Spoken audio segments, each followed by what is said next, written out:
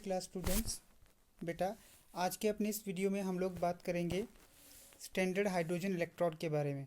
ठीक है, standard electrode potential के बारे में हमें पता है कि पिछले वीडियो में हम लोगों ने इलेक्ट्रोड पोटेंशियल्स के बारे में बात की थी। आज के अपनी इस वीडियो में हम लोग बात करेंगे कि एक इलेक्ट्रोकेमिकल सेल दो हाफ सेल से मिलकर बनता है, एक ऑक्सीडेशन हाफ सेल और एक रिडक्शन हाफ सेल। और हमें पता है ये दोनों हाफ सेल जब तक आपस में कंबाइन नहीं करेंगे, एक दूसरे के साथ कंबाइन नहीं होते हैं, तब तक ये वर्क जो है नहीं करेगा।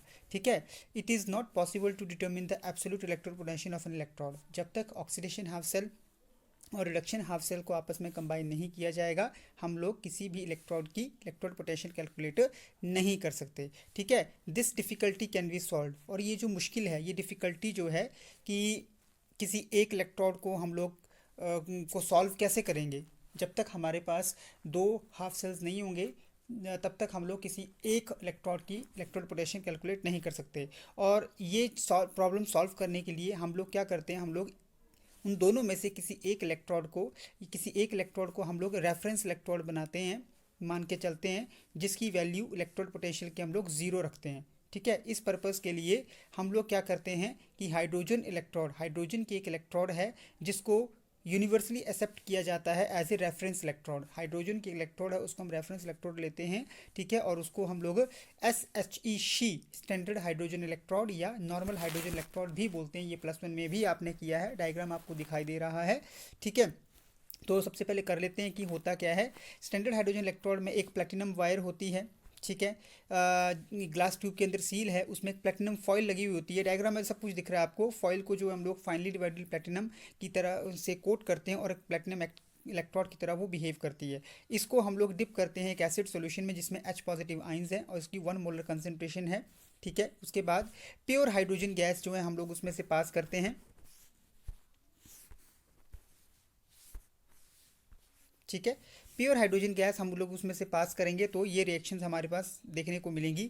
अगर हमारी स्टैंडर्ड हाइड्रोजन इलेक्ट्रोड जो है वो एनोड की तरह एक्ट करती है तो वहाँ पे ऑक्सीडेशन होगी, और अगर वो कैथोड की तरह एक्ट करेगी तो वहाँ पे रिडक्शन होगी। ठीक है, तो हमने ये देखा कि एक इलेक्ट्रोड की इलेक्ट्रोड पोटेंशियल को हम लोग कैसे पता कर सकते हैं कि हमें उस हाफ सेल को, उस इलेक्ट्रोड के हाफ सेल को एक तरफ हमें वो उस एलिमेंट की या उस इलेक्ट्रोड के हाफ सेल को हम लोग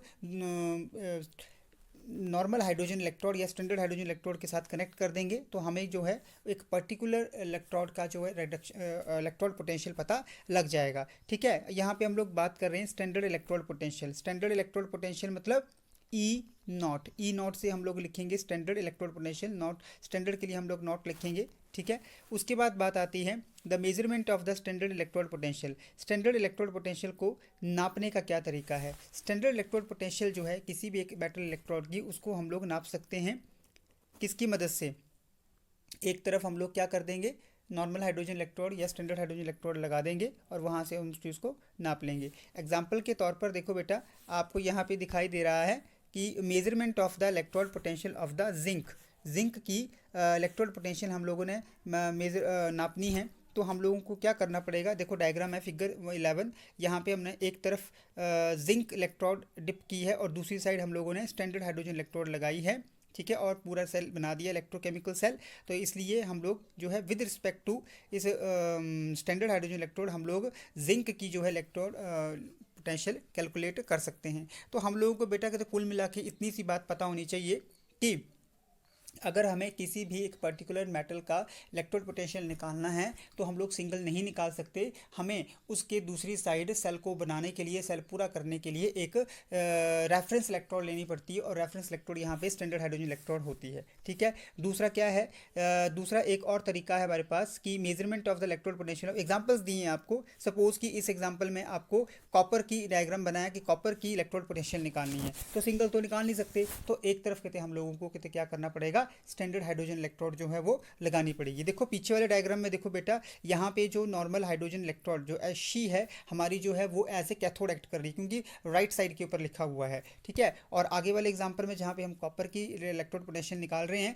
वहाँ पे ये एक एनोड की तरह एक्ट कर रही है, क्योंकि लेफ्ट साइड लिखी गई है। ठीक है, अगर हम लोग जो है एक एग्जांपल आपको दिख रहा होगा स्क्रीन के ऊपर कि अगर आपको एक सेल दिया गया है, निकल आयंस से निकल बन रहे हैं और कॉपर आयंस से कॉपर बन रहे हैं, आपको उनकी वैल्यूज़ दी गई हैं इलेक्ट्रोड पोटेंशियल्स की, ठीक है। तो आप लोग कैसे जो उस सेल की electrode E naught of the cell निकालेंगे?